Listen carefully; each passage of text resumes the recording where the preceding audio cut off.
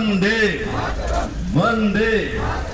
সারা দেশের পাশাপাশি ত্রিপুরা জুড়ে শনিবার যথাযোগ্য মর্যাদায় উদযাপিত হল ভারতবর্ষের ৮০তম স্বাধীনতা দিবস। এই উপলক্ষে সকালে আগরতলায় ভারতীয় জনতা পার্টির প্রদেশ সদর কার্যালয়ে আনুষ্ঠানিকভাবে জাতীয় পতাকা উত্তোলন করেন মুখ্যমন্ত্রী প্রফেসর ডক্টর মানিক সাহা। জাতীয় পতাকাকে সম্মান প্রদর্শনের পাশাপাশি দেশের স্বাধীনতা সংগ্রামে বীর সেনাদের গভীর শ্রদ্ধার সঙ্গে স্মরণ করেন তিনি।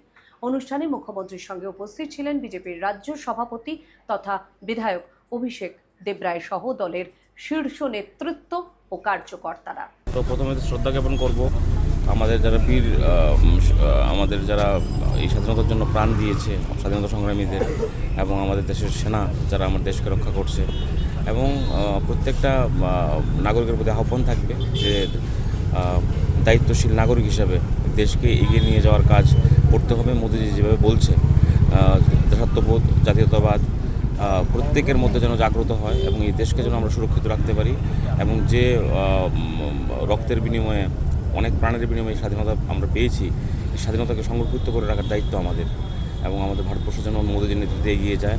এবং স্বাধীনতা দিবসের আজকের পূর্ণ দিনে প্রত্যেক ভারতবাসীকে আমি শুভেচ্ছা জানাবো। সবাই যেন ভালো থাকে, সুস্থ থাকে এবং দেশ যেন আরও এগিয়ে যায়। স্বাধীনতা দিবসের এই শুভক্ষণে দলীয় কার্যালয়ে জাতীয় সঙ্গীত পরিবেশিত হয় এবং উপস্থিত নেতৃত্বরা রাজ্য তথা দেশবাসীর উদ্দেশ্যে শুভেচ্ছা জ্ঞাপন করে দেশের সার্বভৌমত্ব রক্ষা ও সার্বিক বিকাশে একসঙ্গে কাজ করার অঙ্গীকার ব্যক্ত করেন।